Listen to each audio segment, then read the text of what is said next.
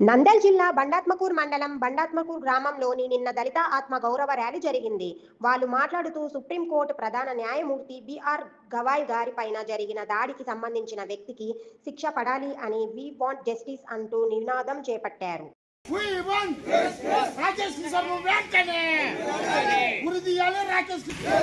కాపాడుకుందాం భారత రాజ్యాంగాన్ని.